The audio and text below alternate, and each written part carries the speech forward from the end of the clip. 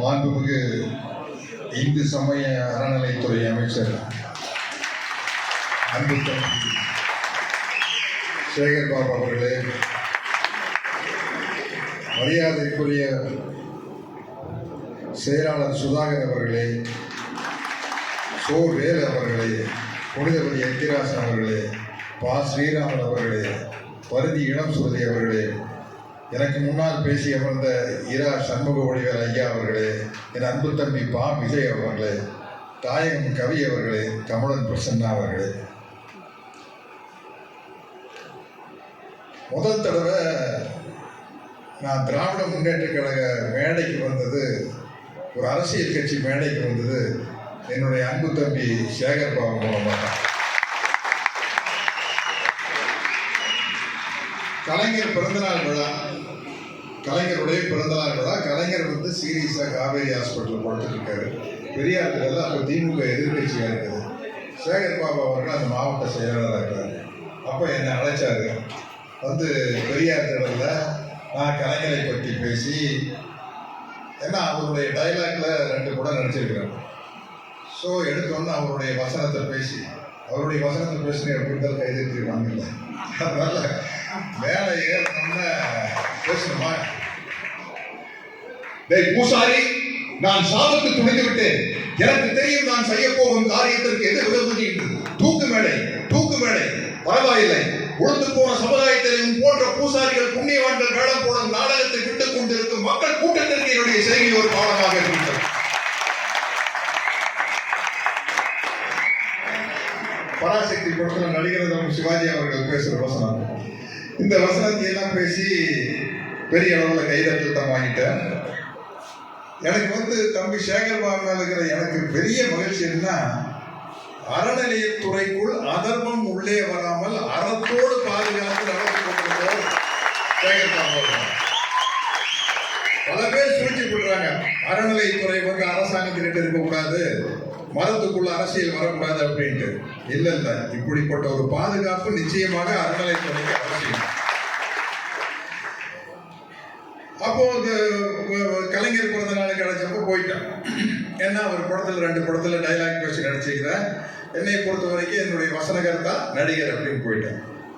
அப்புறம் அப்பவும் எதிர்கட்சியா இருக்கல, ஆளும் கட்சி ஆயாச்சு. திமுக ஆளும் கட்சி ஆனதுக்கப்புறம் நமது மாண்புமிகு தமிழக முதலமைச்சர் முத்துவேல் கருணாநிதி ஸ்டாலின் அவர்களுடைய பிறந்த நாளுக்கு வர சொல்லி அழைக்கிறார். அப்போ நான் சொன்னேன், தம்பி அப்போ நான் வந்தப்போ திமுக எதிர்கட்சி, அதுவும் இல்லாமல் கலைஞர் வசனத்தில் நான் 2 படத்தில் அவர் வசனம் பேசி நடிச்சிருக்கிறேன். இப்போ திமுக ஆளுங்கட்சி. இப்போ ஸ்டாலின் அவர்களுடைய பிறந்தநாள் விழாக்கு வந்தால் தப்பா தெரியுமே அப்படின்னு நான் கேட்டப்போ, என்னை நான் வந்தேன்னா என்னை திமுக காரன்னு நினைச்சுக்குவாங்களா அப்படின்னு. சேகர் பாபு அப்படித்தானே நினைச்சிட்டு இருக்கிறாங்க, உங்களை திமுக காரன்னு தான் நினைச்சுக்கிறாங்க, பேசாம பேசுங்க அப்படிங்கிற மாதிரி உரிமையோட உழைச்சாரு. அப்போ நான் மேடைக்கு வரும்போது தயங்கி வந்தேன். நம்மளை பற்றி என்ன நினைப்பாங்க அப்படின்னு ரொம்ப தயக்கத்தோடு வந்தேன். ஆனால் பேசிட்டு போயிட்டேன். ஆனால் இந்த 4 வருஷம் துணிச்சலான சமூக நீதி ஆட்சியை பெரியார், அண்ணா, கலைஞர் வழியில முத்துவேல் கருணாநிதி ஸ்டாலின் அவர்களுடைய ஆளுமையும் அர்ப்பணிப்பையும் பார்க்கும்போது, தமிழ்நாடு போராடும், தமிழ்நாடு வெல்லும், ஓரணியில் தமிழ்நாடு என்று கொள்கை முழக்கத்தை கேட்கும்போது, நிறைவேற்றிய திட்டங்களை பார்க்கும்போது தயக்கம் இல்லாமல் முழு மனதோடு மிக்க மகிழ்ச்சியோடு இந்த முப்பெரும் விழாவில் கலந்து கொள்கிறேன். அன்று தயக்கத்தோடு வந்தவன் இன்னைக்கு துணிச்சலோடு வர்றேன், மகிழ்ச்சியோட வர்றேன். நான் இந்த முதலமைச்சரையே ஒரு டெஸ்ட் பண்ணி பார்த்தேன். முதல்வர் ஆட்சிக்கு வந்தோம்னா அவர்கிட்ட கொண்டு போய் பார்த்து சொல்றதுக்காக பொக்கேவும் எடுத்துட்டு போறேன், தந்தை பெரியார் படத்தை எடுத்துட்டு போறேன். எந்த அளவுக்கு பெரியாருடைய கொள்கைகள்ல ஒரு பீச்சோட ஒரு ஒரு ஒரு தைரியத்தோட பலத்தோட முதல்வர் இருக்காருன்னு பார்க்கறதுக்காக அவர் வந்து ஒரு எம்பாரசிங்கான ஒரு விஷயத்துக்கு கொண்டு வந்துடக்கூடாது. தனித்தனியா பொக்கையை மட்டும் கொடுத்து ஒரு போட்டோ எடுத்துக்கிறேன். அப்புறம் பெரியார் படத்தை மட்டும் கொடுத்து ஒரு போட்டோ எடுத்துக்கிறேன். பார்ப்போம், நாளைக்கு பத்திரிகையில வந்து இந்த பொக்கையை கொடுக்குற படம் வருதா இல்ல பெரியார் படத்தை கொடுத்த படம் வருதா பார்க்கலாங்கிறதுக்காக முதல்வருக்கு நான் ஒரு டெஸ்ட் வைக்கிறேன். அடுத்த நாள் பொக்கே கொடுத்த படம் வரல, பெரியார் கொடுத்த படம் தான் வந்தது. அப்பவே நினைச்சேன், கட்ஸ் அப்படின்னா திராவிட மாடல் முதல்வர் ஸ்டாலின் அவர்கள் தான். அப்படி எல்லா இடத்துலையும் வீராவேசமா கையை தூக்கி பேச வேண்டிய அவசியமே இல்லைங்க. ஸ்டாலின் அவர்கள் நம்ம முதலமைச்சர் வந்து ஒரு புன்னகையில வந்து அப்படி தட்டி விட்டு போயிடுவார்.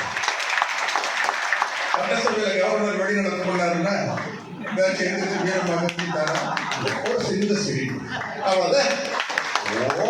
போனா போயிட்டு யாருக்கு அந்த என்ன போனா என்ன, நான் மக்களுக்காக இங்க உட்கார்ந்துருக்கிறேன். என் கடமை மக்களுக்கு பணி செய்வதுடைய உங்களுக்கு எதிர்த்து சல்வி கிடைக்கிறது இல்லை அப்படிங்கிற நிரூபிக்கிற ஒரு ஒப்பற்ற முதல்வர் தான் நம்முடைய முதல்வர் ஸ்டாலின் அவர்கள். இன்னைக்கு 30 விழா அப்படின்னு நினைச்சேன். பட் இங்க வந்து லட்சிய தலைவர்களின் தத்துவம் எழுச்சியில் மலர்ந்தது திராவிடம் அப்படின்னு போட்டிருக்கு. ஒன்றும் தப்பு இல்லை. அப்பவும் இந்த 30 விழா பார்த்தா இதை எடுத்துக்கிட்டு பேசலாம். நான் பொதுவாக எடுத்துட்டு வர மாட்டேன். யார் யார் பேசுறான்னு பார்த்தா அந்த பக்கம் தம்பிப்பா விஜய், பெரிய கவிஞர், பல தேசிய விருதுகள் வாங்கியிருக்காரு. அவர் ஒரு பக்கம், அவர் பிரமாணமா பேசுவார். இந்த பக்கம் ஐயா சண்முக வடிவேல் அவர்கள். அவர் எப்படின்னா, ஐயா